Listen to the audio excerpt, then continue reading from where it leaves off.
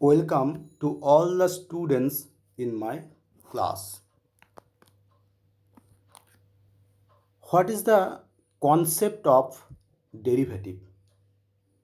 Derivative বা অবকলন বলতে কি বোঝায় এই বিষয়ে আমরা আজ আলোচনা করব। তাছাড়া আলোচনা করব ডেরিভেটিভ বা অবকলনকে কিভাবে ফিজিক্সে প্রয়োগ করা হয়। তো চলো শুরু করা যাক। মনে করো একটি বস্তু এ ত্বরণ নিয়ে চলছে। বস্তুটির ত্বরণ এ, তার মানে বস্তুটির বেগ বাড়ছে। কত বেগ বাড়ছে? প্রতি সেকেন্ডে এ পরিমাণ বেগ বাড়ছে। মনে করো t1 সময়ে বস্তুটির বেগ v1, আর সময় যখন t2 হলো তখন বেগ হলো v2। তাহলে সময় কতটা অতিক্রান্ত হলো? t2 minus t1। এই সময়ের মধ্যে বস্তুটির বেগ কতটা বেড়েছে? v2 minus v1। তাহলে আমরা কি পেলাম? একটি বস্তু ত্বরণ সহ গতিশীল, t1 সময়ে বেগ v1, t2 সময়ে বেগ v2, অর্থাৎ সময়ের চেঞ্জ হলো t2 মাইনাস t1, বেগের চেঞ্জ হলো v2 মাইনাস v1। তাহলে আমরা বলতে পারি এখানে ত্বরণের পরিমাণ a equal to v2 minus v1 by t2 minus t1। আমরা জানি ত্বরণ সমান বেগের পরিবর্তনের হার, অর্থাৎ বেগ পরিবর্তন বাই সময়ের পরিবর্তন। তাই a সমান v2 minus v1 by t2 minus t1। এখানে আমরা যে ত্বরণ পেয়েছি এটাকে আমরা গড় ত্বরণ বলতে পারি, কারণ ত্বরণের হিসাব এখানে করা হয়েছে t1 থেকে t2 সময়ের ব্যবধানে, যেটা একটা বড় সময়। এই সময়ের মধ্যে তার বেগের মানে ত্বরণটা যে স্থির ছিল এমন কোনো নিশ্চয়তা নেই, হয়তোবা ত্বরণটা পরিবর্তন হয়েছে। তাই আমরা যে ত্বরণটা পেয়েছি এটাকে গড় ত্বরণ বলতে পারি।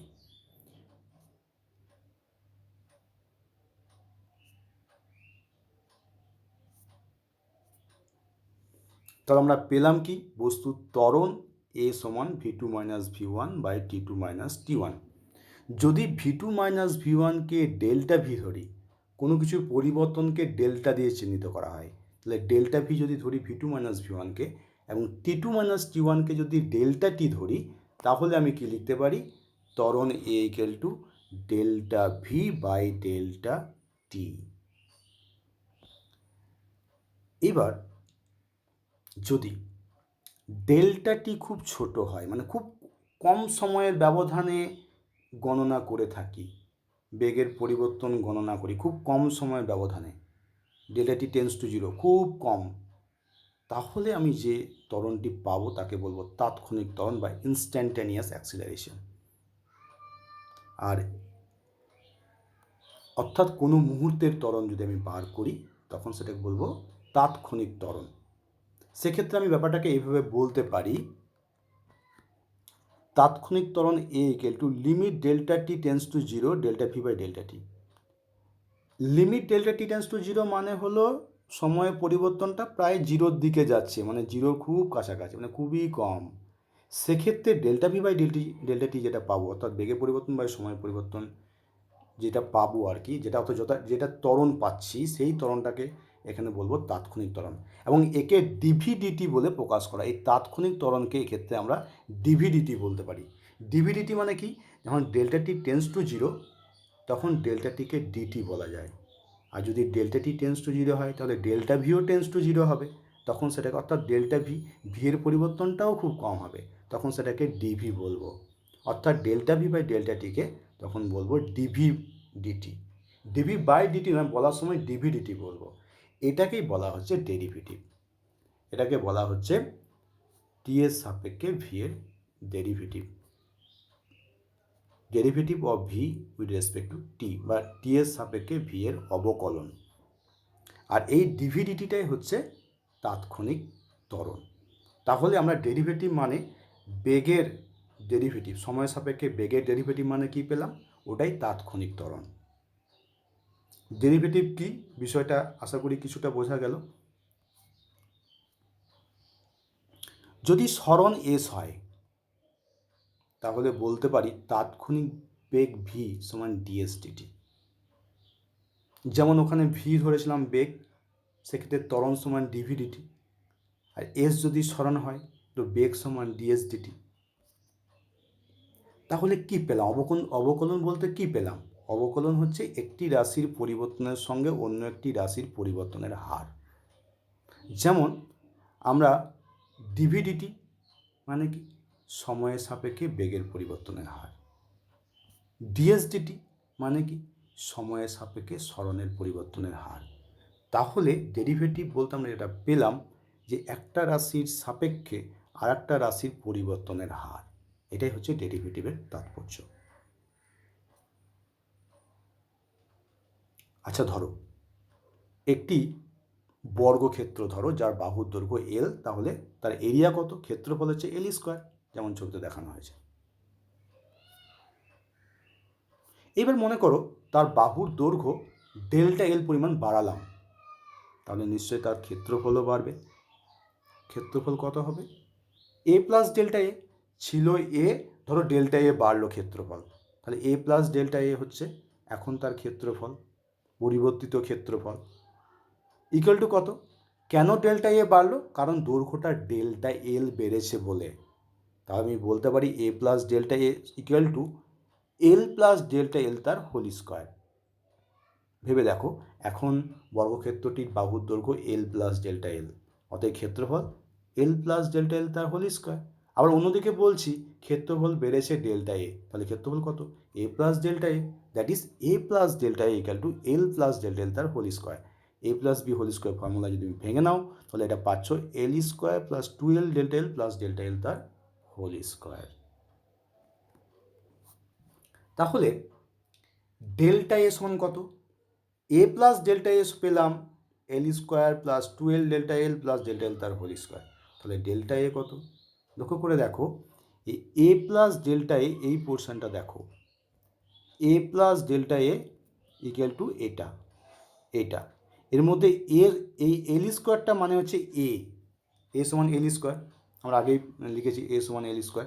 তাহলে এই দুটো দিকের মধ্যে এ আর এল স্কোয়ার কেটে যাবে, তাহলে কী পড়ে থাকবে? ডেল্টা এ সমান টু এল ডেল্টা এ সমান two L delta L plus delta L তার হোল স্কোয়ার, যেটা লেখা হয়েছে।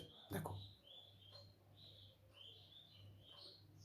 ডেল্টা এ সমান two L delta L plus delta L তার হোল স্কোয়ার, যেহেতু এ সমান এল স্কোয়ার বললাম। তাহলে delta A by delta L কী হবে? ডেল্টা এল দিয়ে ভাগ দিয়ে দাও, তাহলে কি আসছে? এইখান থেকে তুমি ডেল্টা এল ভাগ দিচ্ছ, তাহলে পাচ্ছ twelve plus delta L. Delta A by delta L তার মানে এল এর পরিবর্তনের সঙ্গে এর পরিবর্তনের হার হলো টুয়েলভ প্লাস ডেল্টা এল। এখন যদি তুমি delta L tends to zero করো, delta L tends to zero, এখানে একটা প্রিন্টিং মিস্টেক হয়েছে, এটা ডেল্টা এল হবে। Delta L tends to zero যদি করো, অর্থাৎ এই দৈর্ঘ্যের পরিবর্তনটা যদি খুব কম নাও, সেক্ষেত্রে ক্ষেত্রফলে যে পরিবর্তনের হার পাওয়া যাবে সেটা কত হচ্ছে? যদি delta L tends to zero করো, তাহলে কি এই ডেল্টা এলটা জিরোর কাছাকাছি হয়ে যাচ্ছে, এই ডেল্টা এলটা জিরোর কাছাকাছি হয়ে যাচ্ছে, অর্থাৎ পাওয়া যাবে limit delta L tends to zero delta A by delta L equal to twelve, এটি পাওয়া যাবে। আচ্ছা, একটা বলে রাখি, এইটা হচ্ছে delta L tends to sorry delta L tends to zero, এই জায়গাটা একটু ভুল আছে, এটা লিখতে হবে delta L tends to zero. তাহলে delta L near equal to zero হবে, সেখানে টুয়েলভ হয়ে যাবে। তাহলে কি পেলাম? এই limit delta L tends to zero delta A by delta L, এটাই তো ডিএ ডিএল, অর্থাৎ D A D L equal to twelve, অর্থাৎ দৈর্ঘ্যের সঙ্গে ক্ষেত্রফলের পরিবর্তনের হার দৈর্ঘ্যের সাপেক্ষে twelve, D A D L equal to twelve, এটাই পেলাম। ডেরিভেটিভ মানেই তো একটা রাশির সাপেক্ষে আরেকটা রাশির পরিবর্তনের হার। এখানে এই যে বাহুর দৈর্ঘ্যের সাথে ক্ষেত্রফলের পরিবর্তনের হার পেলাম 2L। এবার মনে করো একটি ঘনক যার আয়তন ভি, বাহুর দৈর্ঘ্য এল, তাহলে V equal to L cube. এবার মনে করো তার দৈর্ঘ্য ডেল্টা এল পরিমাণ বাড়ালাম, তাহলে আয়তন বাড়লো ডেল্টা ভি। এখন কত আয়তন হলো? V plus delta V equal two কত লিখতে পারি?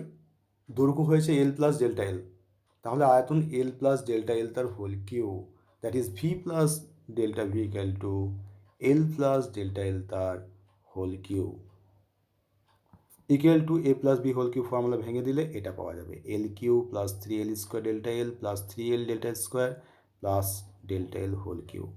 একইভাবে আগের মতো এই ভি এর সাথে এই এল কিউটা কেটে যাবে, কারণ V equal to L cube. তাহলে পড়ে থাকবে delta V equal to 3L square delta L plus 3L delta L whole square plus delta L whole cube. তাহলে delta V by delta L সমান কত? এটা হবে ডেল্টা এল দিয়ে ভাগ দিয়ে দাও রাশিটাকে, এই রাশিটাকে ডেল্টা এল দিয়ে ভাগ দিয়ে দাও, তাহলে কি পাচ্ছ দেখো, 3L square plus 3L delta L plus delta L তার হোল স্কোয়ার। তাহলে ডিভিডিএল সমান কত? এবার ডেল্টা এল যদি টেন্স টু জিরো করি তখন সেটাকে ডিভিডিএল বলবো, delta L tends to zero করলে তাকে ডিএল বলতে পারি, তখন delta V tends to zero হবে, তখন তাকে ডিভি বলবো, that is delta V by delta এলকে বলবো ডিভি বাই ডিএল, এবং সেটা সমান অবশ্যই হবে 3L স্কোয়ার। কারণ কি, delta L tends to zero মানে এই রাশিগুলো আমি বাদ দিতে পারি, এই রাশিগুলো বাদ চলে যাবে, অর্থাৎ D V D L equal to 3L স্কোয়ার। তাহলে আমরা কী কী পেলাম একটু ভালো করে লক্ষ্য করে দেখি, কী কী পেলাম এখন পর্যন্ত। এ সমান এল স্কোয়ার হলে DA D L equal two 2L পেয়েছি আমরা। এ সমান যদি এ মানে এরিয়া, ক্ষেত্রফল ইকুয়াল টু এল স্কোয়ার, সেক্ষেত্রে ডিএ ডিএল সমান 2L পাওয়া যাচ্ছে। ভি সমান এল কিউ, আয়তন equal to L cube, dV dL কী পাওয়া গেল? 3L square. তুমি এবার একটু লিঙ্ক করার চেষ্টা করো যে কী রেজাল্ট পাওয়া যাচ্ছে, রেজাল্টটা কীভাবে আসছে, ডেরিভেটিভের রেজাল্ট কীভাবে আসছে, একটু লিঙ্ক করার চেষ্টা করো, লক্ষ্য করে দেখো। আর তাহলে এস সমান যদি টি টু দি পাওয়ার 6 হয়, এস ইকুয়াল টু যদি টি টু দি পাওয়ার 6 হয়, তাহলে ডিএস ডিটি সমান কত এটা আমাকে বার করব। ওইগুলো আগেরগুলোর থেকে বোঝার চেষ্টা করো ডেরিভেটিভের নিয়মটা কী হচ্ছে, ভালো করে লক্ষ্য করে দেখো। প্রথমে এস ওয়ান এল স্কোয়ার, তো এল স্কোয়ার ডেরিভেটিভ কী হচ্ছে দেখো, এল স্কোয়ার এই 2-এর পাওয়ারটা চলে আসছে, ভালো করে লক্ষ্য করে দেখো, এইখানটায় 2-এর পাওয়ারটা চলে এসছে, আর এল স্কোয়ার ছিল হয়ে গেছে এল, এলের পাওয়ার একটা কমে গেছে, পাওয়ারটা আগে আসছে, চলরাশির পাওয়ার 1 করে কমছে।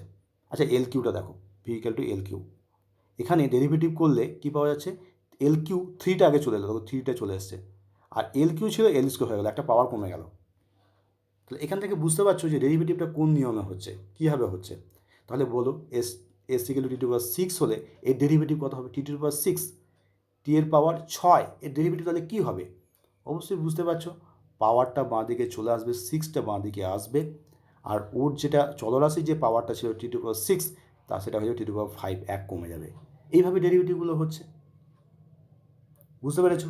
ডেরিভেটিভ করছি কীভাবে, যেটা ডেরিভেটিভ করছি তার পাওয়ারটা বাঁ দিকে চলে আসবে, এবং যে চলরাশিটা রয়েছে তার পাওয়ার একটা কমে যাবে।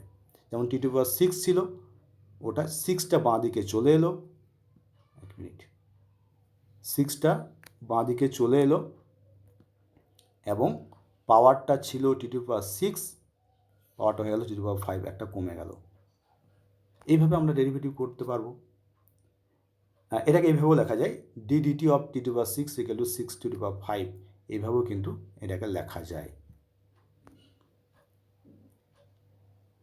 তাহলে d dt of 5 t to power 6 সমান কত? দেখো d dt of t to power 6 সমান 6 টি টু পাওয়ার 5, এটা বললাম এখনই, এটা তো বললাম।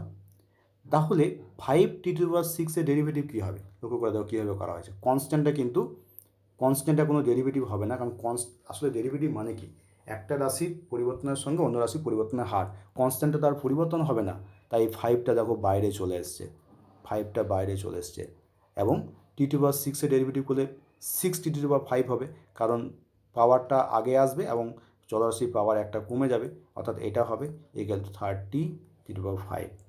এটা হবে। আশা করি বুঝতে পারছো। এবার তোমরা নিজেরা করো, যদি s ইকুয়াল টু t হয় তাহলে ds/dt সমান কত? যদি s ইকুয়াল টু 5t হয় তাহলে ds/dt সমান কত? এটা প্রবলেম সেট 1, প্রবলেম সেট 1-এর 1, 2, প্রবলেম 3। s ইকুয়াল টু 5 হলে ds/dt সমান কত? এরপর আসছি প্রবলেম সেট 2, যেটা অ্যাপ্লিকেশন অফ ডেরিভেটিভের উপর। ধরো একটি বস্তুর সরণের সমীকরণ s equal to 5 + 2t + 3t³। তাহলে 2 সেকেন্ড সময়ে বস্তুটির সরণ কত হবে? কিছু না, এখানে একটা সমীকরণ মানে কি, সরণ s equal to 5 + 2t + 3t³। এই যে সমীকরণ, এটা মানে কি? এর মানে হচ্ছে t এর সঙ্গে s এর যে সম্পর্ক সেটা দেওয়া আছে, অর্থাৎ তুমি t জানতে পারলে s জানতে পারবে। t এর রেসপেক্টে সরণটা কীভাবে পরিবর্তন হচ্ছে এটা এই সমীকরণটা বলে দিচ্ছে। এখানে একটা টাইম দিয়েছে 2 সেকেন্ড, তাহলে অবশ্যই টাইমটাকে t এর জায়গায় 2 সেকেন্ড বসালে তুমি সরণ ওই সময় কতটা সরণ সেটা তুমি জানতে পারবে, তাই করা হয়েছে। t এর জায়গায় 2 বসানো হয়েছে। লক্ষ্য করে দেখো, সরণ equal to s equal to 5 + 2t, t এর জায়গায় 2 করো, 3t³ 3, t এর জায়গায় 2, 2³ ইকুয়াল টু 33 এটা হচ্ছে। এরপরে দেখো নেক্সট প্রশ্ন, বস্তুটির গতিবেগের সমীকরণ নির্ণয় করো। গতিবেগের সমীকরণ নির্ণয় করতে হবে, তাই সরণের সমীকরণ থেকে গতিবেগের সমীকরণ কী করে নির্ণয় করবে? এইখানেই আমরা ডেরিভেটিভের অ্যাপ্লিকেশনটা করব। কি করে? v সমান ds/dt, আমি আগেই বলেছি, বেগ সমান সরণের পরিবর্তনের হার। এইবার তুমি এই সমীকরণটাকে ডেরিভেটিভ করো। এই যে সমীকরণটা দেওয়া আছে, এই s equal to 5 + 2t + 3t³, এটা ডেরিভেটিভ করো। আর দেখো 5 কনস্ট্যান্টের ডেরিভেটিভটা 0 হয়ে যাবে, 5টার ডেরিভেটিভ 0, কনস্ট্যান্টের ডেরিভেটিভ 0, তোমরা আগে করেছো। 2t এর ডেরিভেটিভ হবে 2, 3t³, 3টা থাকলো, t³ মানে 3t², দ্যাট ইজ 9t²। এইটা হবে ডেরিভেটিভের ডেরিভেটিভের ভ্যালু 2 + 9t², অর্থাৎ এটাই হচ্ছে বেগের সমীকরণ। তাহলে সরণের সমীকরণকে যদি ডেরিভেটিভ করো তুমি পাবে বেগের সমীকরণ। এটাই হচ্ছে ডেরিভেটিভের অ্যাপ্লিকেশন। তো একটা সমীকরণ থেকে আমরা অন্য একটা সমীকরণ পেয়ে যাচ্ছি, সরণের সমীকরণ থেকে আমরা বেগের সমীকরণ পেয়ে যাচ্ছি। এইভাবে আমরা ডেরিভেটিভটাকে ব্যবহার করব। পরবর্তী প্রশ্ন, 2 সেকেন্ড সময়ে বস্তুটির গতিবেগ কত? দেখো আমি সরণের সমীকরণ থেকে নির্দিষ্ট সময়ে সরণটা বার করেছি, সেই একইভাবে বেগের সমীকরণ থেকে নির্দিষ্ট সময়ে বেগটা বার করতে পারবে। এটা করো তোমরা। এবং 4 নম্বর সমস্যা হচ্ছে বস্তু দুটির ত্বরণের সমীকরণ নির্ণয় করো। এরপর তোমরা ত্বরণের সমীকরণ নির্ণয় করবে। এবং শেষ প্রশ্ন হচ্ছে 2 সেকেন্ড সময়ে বস্তু দুটির ত্বরণ কত, এটা বার করবে।